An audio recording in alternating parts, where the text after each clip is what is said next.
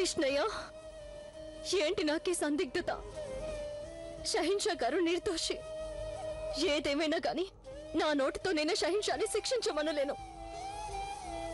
షహిన్షాకి శిక్ష విధించను, ఎంత మాత్రం విధించలేను.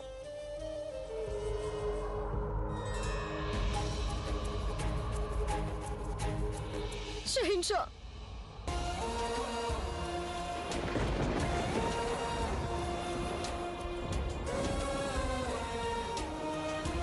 మేము మిమ్మల్ని ఒకటి కోరుతున్నాం జోధా బేగం,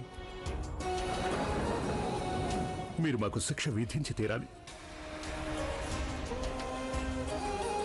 అంటే మీరు అనేదేంటి? మేం చెప్తున్నది వాస్తవమే జోధా. మీరు గనక మమ్మల్ని శిక్షించినట్లయితే ఆ శిక్ష మీరు అనుభవించవలసి వస్తుంది. అది మాకు ఎన్నటికీ ఇష్టం లేదు. లేదు షహిన్షా,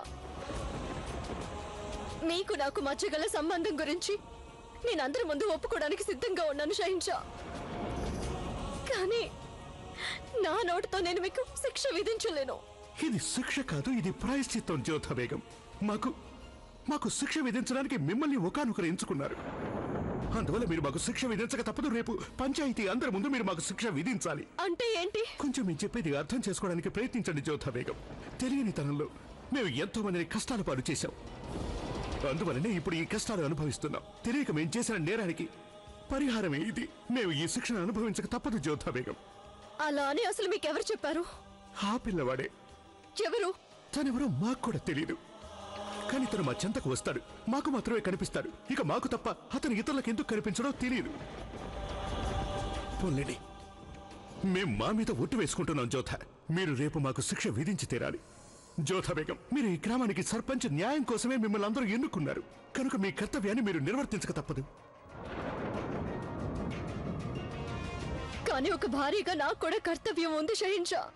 పైగా మీరు నిర్దోషి అని నాకు తెలిసి కూడా. అవును, నేరం మేం చేయలేదు జోధా బేగం. కానీ తెలియని తనంలో మేము ఎన్నో పెద్ద నేరాలు చేశాం. ఆ నేరాలన్నింటికి మేమిప్పుడు శిక్ష అనుభవించవలసిందే.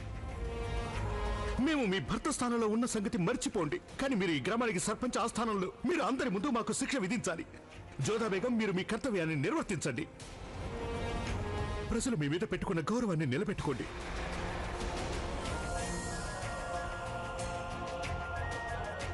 షహిన్షా, ఇప్పటికి మీరు ఇక్కడి నుంచి వెళ్ళిపోండి. నేను మీతో ఉన్నానని ఎవరు చూడకూడదు. మేము అలాగే వెళ్ళిపోతాం. కానీ మేము చెప్పిన మాటలు మాత్రం మీరు తప్పక గుర్తుంచుకోవాలి.